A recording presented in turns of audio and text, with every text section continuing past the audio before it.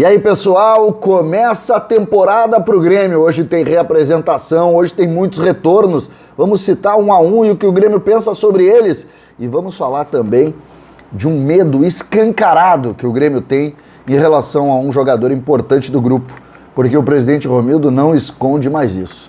César Cidade Dias falando de Grêmio aqui no YouTube, papo de gremista para gremista.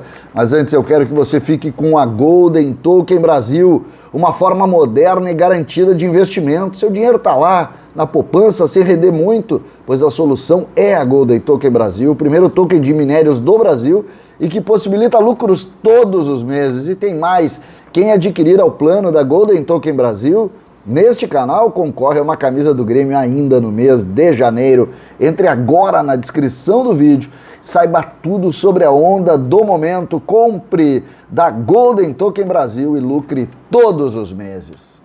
Gente, hoje é dia de reapresentação, o Campeonato Gaúcho começa hoje com o time de transição.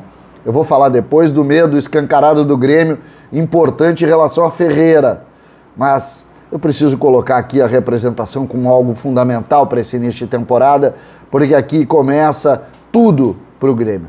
Um time de transição, comandado por César Lopes, que tem praticamente 20 dias para estrear no Campeonato Gaúcho e precisa chegar forte lá. A gente tem ouvido relatos de jogadores que estão trabalhando nas férias para chegar forte. Elias, por exemplo. Muitos deles trabalharam nessas férias para chegar forte e para ter o seu espaço. O Grêmio está num vestibular. Essa é a verdade. Ontem, na entrevista, o presidente Romildo disse: estão paradas as contratações, o Grêmio está tentando o Benítez ainda, exatamente para ver a transição e também a Taça São Paulo, que começa hoje e que nós vamos acompanhar também. Lembrando que hoje, logo depois do jogo da Taça São Paulo, nós vamos fazer o levantamento do dia do Grêmio e uma live com o levantamento do dia do Grêmio e, obviamente, com a análise do jogo da Taça São Paulo, que nós vamos acompanhar a partir das 7h30 contra o Misto. Esse vestibular faz com que a ansiedade desses jogadores aumente. Olha quem volta. Eu separei aqui os retornos. O Grêmio tem muitos retornos, alguns não hoje, alguns no dia 10, que são o caso do Juninho Capixaba, que retorna de empréstimo, o goleiro Felipe Mejolaro e o volante Michel. Todos retornam de empréstimo. Mas a informação que eu tenho é que nenhum deles interessa ao Grêmio. O Grêmio não pretende permanecer com esses jogadores. Então o Grêmio deve procurar. Lembrando que o Juninho Capixaba tem contrato até 28 de fevereiro de 23, é caro.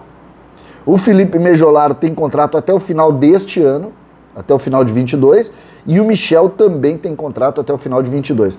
Essas questões, o Mejolaro não é um jogador muito caro, mas mesmo assim a gente vai entendendo por que o departamento de futebol e o custo do Grêmio é tão alto. São muitos jogadores assim, 4 que retornam e serão apresentados hoje. Um é surpresa para mim, tá? O primeiro, Gui Azevedo. Guilherme Azevedo se apresenta no time de transição e vai pro vestibular, tá? Gui Azevedo vai pro vestibular. O Friso, volante de pé esquerdo, foi capitão do time que venceu aquele campeonato da Copa Ipiranga, também teve emprestado, jogou Série B, também retorna hoje, ele que tem contrato até o final de 22. Rildo, que estava no Brasil de Pelotas, também tem contrato até o final de 22.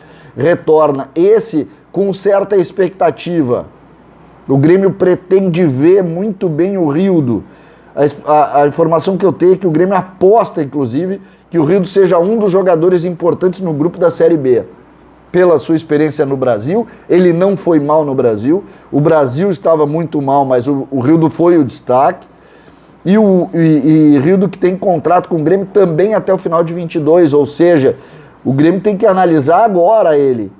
Tem que terminar esse período agora analisando o Rildo para saber, inclusive, se não renova. Porque na metade do ano ele pode assinar um pré-contrato. Isso serve para o Friso também e para o último, que para mim é surpreendente, Patrick. Vocês lembram dele? Meia, canhoto, esteve no Brasil de Pelotas, mal jogou por lá. Um jogador que pintou craque no Grêmio. Eu lembro quando ele surgiu em 17, o presidente Romildo, inclusive, deu uma entrevista dizendo: não, ele vai ser inscrito na Libertadores, pois aquilo foi uma quase um tiro na carreira do Patrick. O Patrick não só não foi inscrito naquela Libertadores de 17, e a partir dali ele nunca mais se aprumou. Nunca mais. Ele nunca mais conseguiu ser o jogador que se imaginava. O Patrick teve uma diminuição da carreira e hoje, com um contrato até o final de 22, a tendência é que sequer seja testado. Ele se apresenta hoje também. A gente torce por esses meninos, a gente torce. O Patrick teve muitas oportunidades, nunca conseguiu jogar.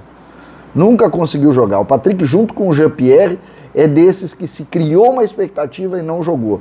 O Patrick não dá nem para dizer que não teve oportunidade, porque teve, mas ele já não era mais aquela esperança de 2017. Vocês lembram bem? Ele surge voando, ele é mais novo, por exemplo, que o Jean-Pierre. Ele surge voando, mas a Batuma ali, ele se apresenta hoje também. Eu não consegui ainda entender se o Grêmio vai até mesmo testá-lo ou se o Grêmio vai procurar um outro caminho para ele já nesse início de temporada sem testar. Se testar, vamos ver, vamos analisar e ver. Se não testar, bom, aí ele vai ter outro rumo, ele que também termina o contrato no final da temporada. E aí a gente chega no outro conteúdo que eu peguei ontem na entrevista do presidente Romildo, quando ele se referiu a Ferreira. São duas situações bem distintas. A primeira delas, o interesse na permanência do Ferreira. Eu fui buscar informações depois da entrevista do presidente Romildo para saber exatamente o que acontece, o que houve. O Grêmio quer muito o Ferreira. A vontade do Grêmio é a da permanência e, mais do que isso, do protagonismo do Ferreira. Isso é o que o Grêmio quer. O Grêmio, por isso, procurou o Ferreira e fez uma proposta de aumento salarial para o Ferreira. O Ferreira que tem contrato até 23, está tudo certo. Só que o Ferreira ganha um pouco menos do que os jogadores, um pouco não, bem menos do que os jogadores do grupo, os jogadores principais do grupo. E o Grêmio fez, sim, uma proposta de renovação. Não o que foi pedido lá para ser o maior contrato, aquelas coisas todas, daquela loucura daquele pós-gauchão ali que a gente viu que é um problema. Mas o Grêmio fez essa proposta. Exatamente por quê? Porque aposta nele, quer o Ferreira. Só que o Grêmio tem um medo escancarado. E isso, de fato, deixa o ambiente sempre com alguma preocupação. Qual é o medo? O presidente usa a seguinte expressão: o Grêmio e o Ferreira têm relações difíceis. Sempre foram assim. Vocês vão lembrar que o Ferreira, primeiro, quando não renovou, foi treinar em separado, depois voltou, depois surgiu ele teve uma renovação, aí aconteceu da multa ser baixa e a todo momento surge especulação, porque vai para o Atlético Paranaense, porque vai jogar no Shakhtar, porque o mundo não sei o quê, porque o mundo árabe. Sempre surge uma especulação que tira o foco desse negócio e vai para o business, né? Para venda, para pagar multa rescisória. O último foi quando se tirou, Ferreira sequer participou de algumas sessões do departamento médico, porque estava indo para os Estados Unidos, jogar nos Estados Unidos, a última especulação. A última agora tem umas de São Paulo e tal, que acabaram não se confirmando também.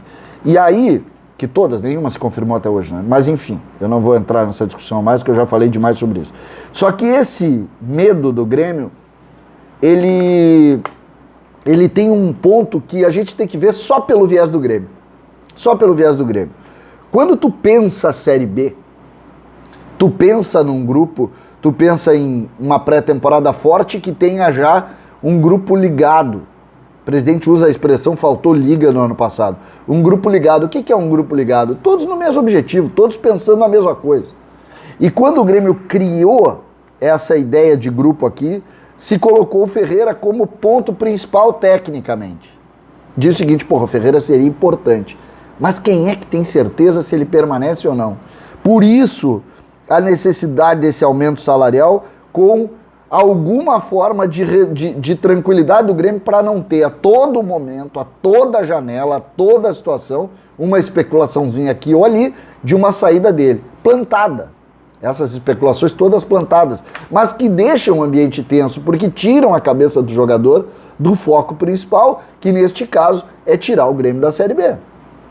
Então, esse medo escancarado do Grêmio, ele persiste nas manifestações do presidente Romildo. Ele quer muito que o Ferreira fique, o Grêmio quer muito que o Ferreira fique, e o Ferreira tem que, mesmo além do discurso de dizer que quer ficar, tem que também parar de olhar o mercado e tentar a todo momento uma grande negociação. Isso acontece através da família do jogador, através do staff do jogador, e isso cria no ambiente uma tensão, uma forma de desfocar do objetivo principal. Esse medo é evidente no Grêmio. Talvez esse aumento salarial do Ferreira tire esse medo do Grêmio. Enquanto a gente ficar com isso, e principalmente, enquanto a cabeça do Ferreira não estiver toda voltada para isso, nós vamos ter meio jogador, que vai jogar muito mais pro DVD do que pro time. Essa é uma realidade clara que o Grêmio precisa compor e colocar. E está diante disso, porque o Ferreira se apresenta dia 10 e ele é uma peça importante do nosso time. César Cidade Dias falando de Grêmio aqui no YouTube.